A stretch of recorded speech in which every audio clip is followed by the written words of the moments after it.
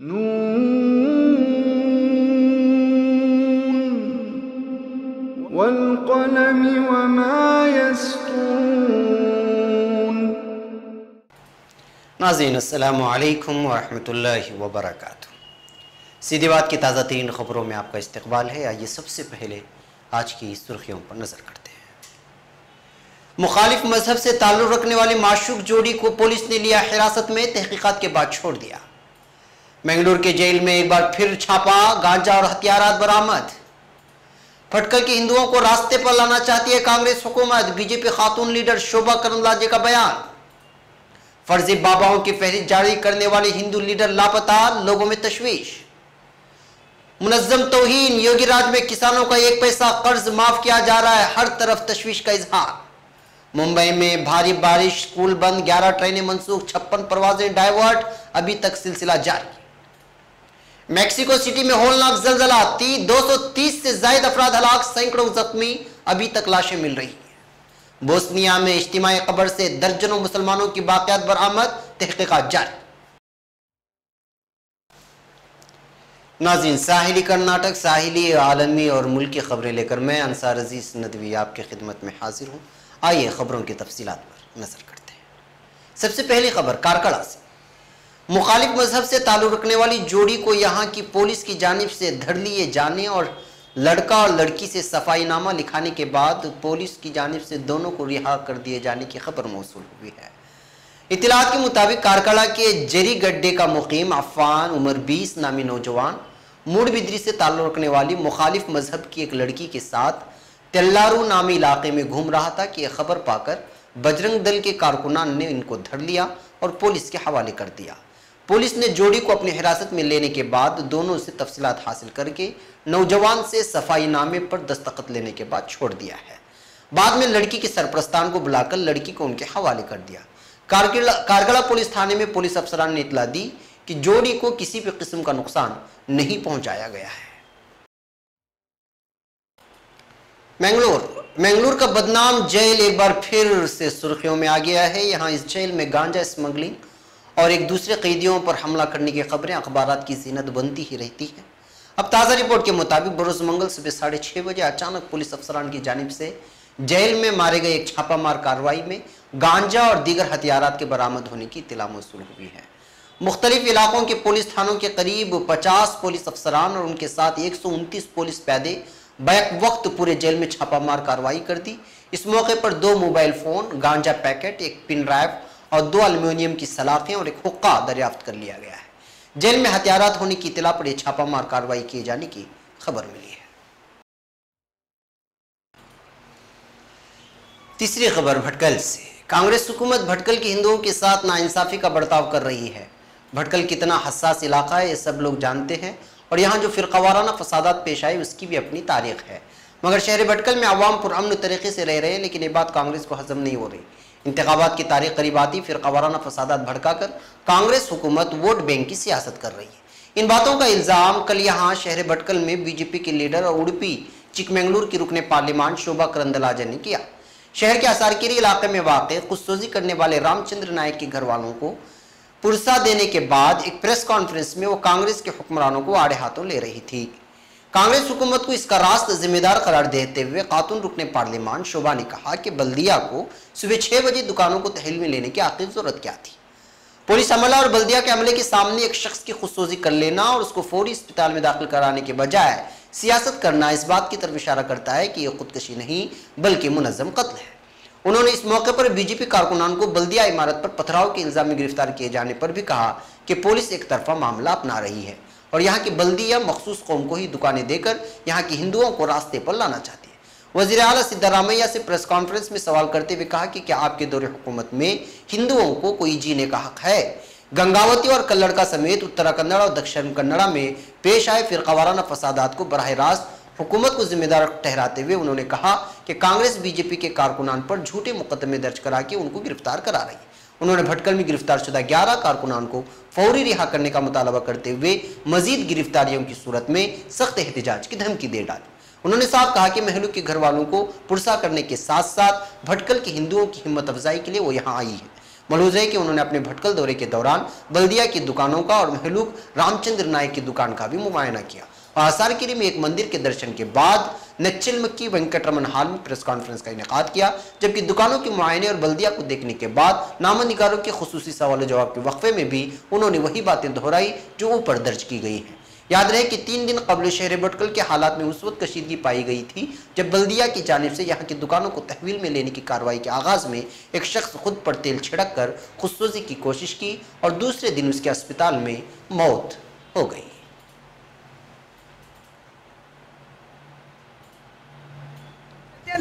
ಪ್ರಯತ್ನವನ್ನ ಇಲ್ಲಿರುವಂತ ಮುನ್ಸಿಪಾಲಿಟಿ ಮಾಡಿತ್ತು।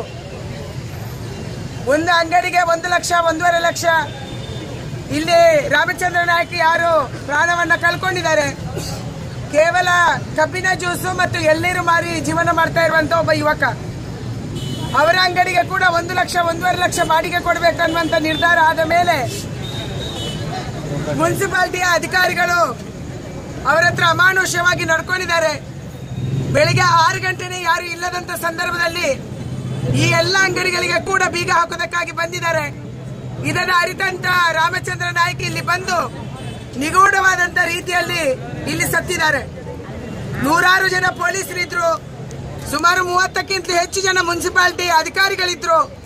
ಅವರ ಕಣ್ಣೆದುರಲ್ಲೇ ಒಬ್ಬ ವ್ಯಕ್ತಿ ಸಾಯ್ತಾನೆ ಅಂದ್ರೆ ಈ ಸಾವು ಹೇಗಾಯ್ತು ಅನ್ನುವಂತ ಪ್ರಶ್ನೆ ಕೂಡ ನಮ್ಮನ್ನು ಕಾಡ್ತಾ ಇದೆ। ಗಲಭೆಗಳಿಗೆ ದಶಕಗಳ ಇತಿಹಾಸ ಇದೆ। 93-94ರ ಗಲಭೆಯ ನಂತರ ಈ ಭಾಗದ ಜನ ಶಾಂತಿಯುತವಾಗಿ ಇಲ್ಲಿ ಬದುಕ್ತಾ ಇದ್ರು। ಆದರೆ ಸಿದ್ದರಾಮಯ್ಯನವರ ನೇತೃತ್ವದ ಸರ್ಕಾರ ಯಾವಾಗ ಕರ್ನಾಟಕದಲ್ಲೇ ಬಂತೋ ಅವತ್ತಿಂದ ನಿರಂತರವಾದ ಕೋಮುಗಲಭೆಗಳನ್ನು ಸೃಷ್ಟಿ ಮಾಡುವಂತ ವ್ಯವಸ್ಥಿತ ಷಡ್ಯಂತ್ರವನ್ನ भोपाल अखिल भारतीय अखाड़ा परिषद के एक नाजिम और सीनियर हिंदू लीडर जिन्होंने फर्जी बाबाओं की फहरिस्त जारी की थी वो लापता बताए जा रहे हैं, जिसकी वजह से आवाम में तशवीश का इजहार किया जा रहा है। वो हरिद्वार से कल्याण यानी मुंबई के सफर पर थे तब ये वाकया पेश आया है। डेरा सच्चा सौदा के सरबराह गुरमीत राम को अस्मत रेजी के केस में ही 20 साल की सजा सुनाए जाने के बाद महंत मोहनदास ने इस माह के अवाइल में 14 फर्जी बाबाओं की एक फहरिस्त जारी की थी। इतवार के रोज उनके मोबाइल फोन का आखिरी लोकेशन मीरठ दिखाई दिया है, मगर इकोनॉमिक टाइम्स की खबर के मुताबिक रेलवे पुलिस ने बताया है कि अब तक दास का कोई पता नहीं चला है। पीर के रोज IANS से बात करते हुए Bhopal railway police ESP Muttaiya Malviya ने कहा कि दास हरिद्वार से लोकमान्य एक्सप्रेस के जरिए A1 कोच से सफर कर रहे थे। वो निजामुद्दीन तक भी दिखाई दिए, मगर उसके बाद किसी भी मुसाफिर ने उन्हें नहीं देखा। रेलवे पुलिस ने इत्तला दी है कि अपने मुकर्ररा वक्त 9 घंटे का ट्रेन का सफ़र है। हफ्ते की रोज़ शाम 7:30 बजे ट्रेन भोपाल पहुंची। महंत के एक मददगार स्टेशन पर खाने का सामान लेकर खड़े थे, मगर वो महंत से मिल नहीं सके। उन्होंने दूसरों को भी इसकी इत्तला दी कि दास लापता हो गए हैं। मालविया ने कहा कि जब GRP को इसकी खबर मिली तो भुसवाल स्टेशन पहुंचे। उन्होंने वहां पर कोच A1 में जाकर देखा कि दास सीट नंबर 22 पर मौजूद हैं या नहीं। उनके साथी मुसाफिर ने बताया कि उन्होंने दास को आखिरी बार निजामुद्दीन रेलवे स्टेशन पर देखा था। मथुरा किसानों के कुछ पैसों के कर्ज माफी के मामले में एक किसान का 1 पैसा कर्ज माफ कर दिया गया है। ये मजाक नहीं तो और क्या है। जिला मथुरा से ताल्लुक रखने वाले किसान को एक सनद हवाले की गई जिसमें उसके 1.5 रुपए कर्ज के बकाया जात में चीफ मिनिस्टर योगी आदित्यनाथ हुकूमत ने किसानों की कर्ज माफी स्कीम के तहत मज़कूरा किसान का 1 पैसा कर्ज माफ किया है। चिड्डी के पास कुछ बेगा अराजी है जिस पर उसने 6 साल कबल पंजाब नेशनल बैंक से 1.55 लाख रुपए का खेती बाड़ी के लिए कर्ज लिया। उसने बताया कि वो 1 लाख रुपए तक के कर्ज की अहलियत भी रखता है।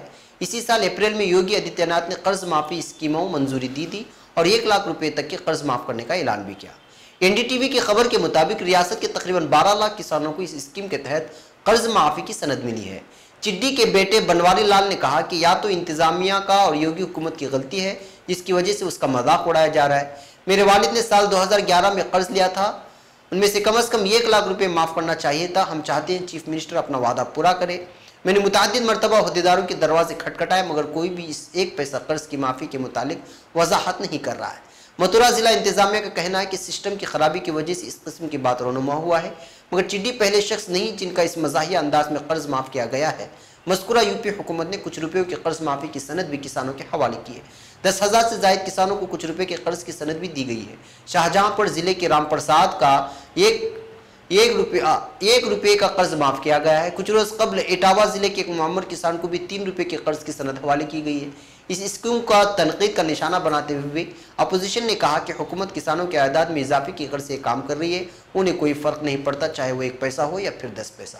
समाजवादी पार्टी की जवी सिंह ने कहा कि जब आप इस ज़िम्न में हुकूमत के नुमाइंदों से बात करना चाहेंगे तो फिल्मी अंदाज में राह फरार इख्तियार करेंगे। अगर उनका मंशा किसानों का मजाक उड़ाना है तो ये निहायत अफसोसनाक बात है। अगली खबर मुंबई की बरसात की है, जहां पर मूसलाधार बारिश शुरू हो रही है और वहां की जिंदगी दरहम बरहम हो चुकी है। मुंबई में गुज़िश्ता कल भारी बारिश का इंतबाह जारी किया गया था। भारी बारिश की वजह से स्कूल और कॉलेज बंद भी किए गए। आज ट्रेनों को भी मनसूख कर दिया गया। मौसमियात की मुंबई महकमे के मुताबिक अगले 24 घंटों में कुछ जगहों पर भारी बारिश हो सकती है। बारिश की वजह से कल 11 ट्रेनों को मनसूख कर दिया गया था, जिसमें से 6 सेंट्रल रेलवे और 5 वेस्टर्न रेलवे की ट्रेनें हैं। 2 ट्रेनों का रास्ता तब्दील कर दिया गया। हवाई नकल हमल पर भी मनफी असर पड़ा है। 56 परवाजें अभी तक डाइवर्ट कर दी गई हैं। डिब्बे वाले भी आज काम पर नहीं जाएंगे।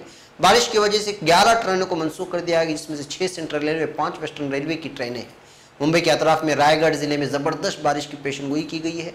भारी बारिश के मद्देनजर महाराष्ट्र हुकूमत ने स्कूल और कॉलेजों को बंद रखने की हिदायत दी है।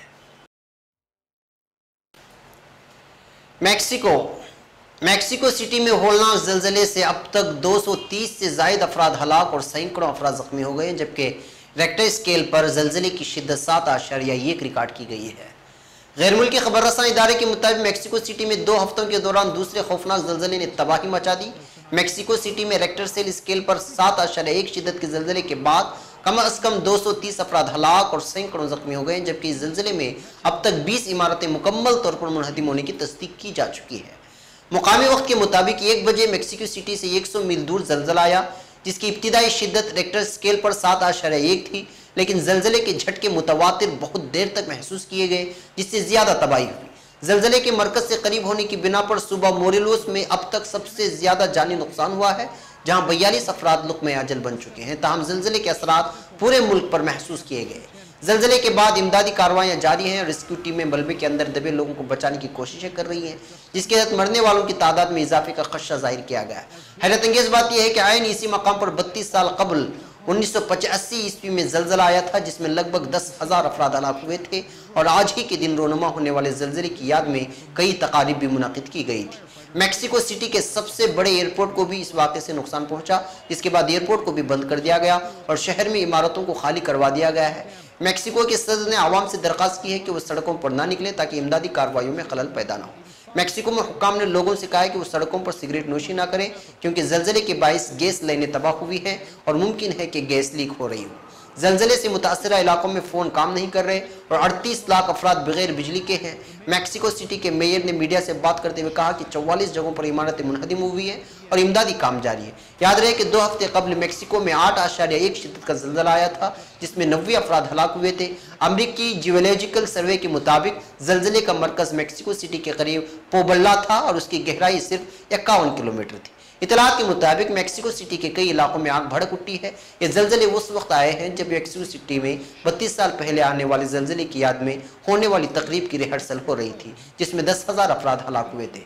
वाज़ेह रहे 2 हफ्ते कबल मैक्सिको की तारीख का शदीद तरीन जलजला आया था, जिसकी शिद्दत रेक्टर स्केल पर 8.1 थी और इसमें 90 अफराद हलाक हुए थे। तामाइनी शाहिदीन ने आज के जलजले को ज्यादा शदीद बताया है, जिसकी बुनियादी वजह जलजले का कम गहरा मरकज हो सकती है। आखिरी खबर बोस्निया से। बोस्निया की उस्ती हिस्से में एक इज्तिमाई कब्र से 65 खोपड़ियाँ बरामद हुई हैं, जिन्हें 1992 से 1995 के दरमियान सर्बों की जानिब से मुसलमानों की नस्ल कशी के दौरान कत्ल किया गया था। बैनुल अक़वामी मीडिया के मुताबिक बोस्निया की लापता अफराद की तलाश करने वाले इदारे लिजलांजेक के माहिरीन का कहना है कि इज्तिमाई कब्र से मिलने वाली वाक़यात में 65 इंसानी खोपड़ियाँ शामिल हैं। यह कब्र माउंट बेलाओस के करीब इलाके कोरकानिजिक स्टेजन में दरियाफ्त हुई है। माहिरीन के मुताबिक ये इंसानी वाक़यात उन 220 से ज़्यादा गैर सरब बाशिंदों की हैं, जिन्हें बोस्नियाई सरब फोर्सेस ने 21 अगस्त 1992 में कत्ल कर दिया था। इज्तिमाई कब्र का सुराग अगस्त में मिला था, जिसके बाद माहिरीन मजीद बाक़ियात की तलाश में सितंबर से वहाँ मौजूद हैं। मिलने वाली इंसानी खोपड़ियाँ ज़्यादातर उन अफराद की हैं जिन्हें करीबी इलाके में मौजूद जराइम पेशा बोस्नियाई सरबों के हिरासती मराकज़ से यहाँ लाया गया था और उन्हें यह बताया गया था कि उनकी जेल तब्दील की जा रही है। इन खोपड़ियों के हवाले से गर्दिश करने वाली खबरों में एक खबर यह भी है कि कई सौ अफराद को इस इलाके के शहर यजुडू से ज़बरदस्ती निकाला गया था और उन्हें हुक्म दिया गया था कि वो 990 फीट गहरी खाई के ऊपर कतार बनाकर खड़े हो जाएं, जिसके बाद इन सब को गोली मार दी गई थी। नाज़रीन, ये थी आज की ताज़ा तरीन खबरें। अगले ताज़ा तरीन खबरों के साथ फिर आपसे मुलाकात होगी। हमारी पूरी टीम को इजाज़त दें। अस्सलामु अलैकुम व रहमतुल्लाहि व बरकातुहू।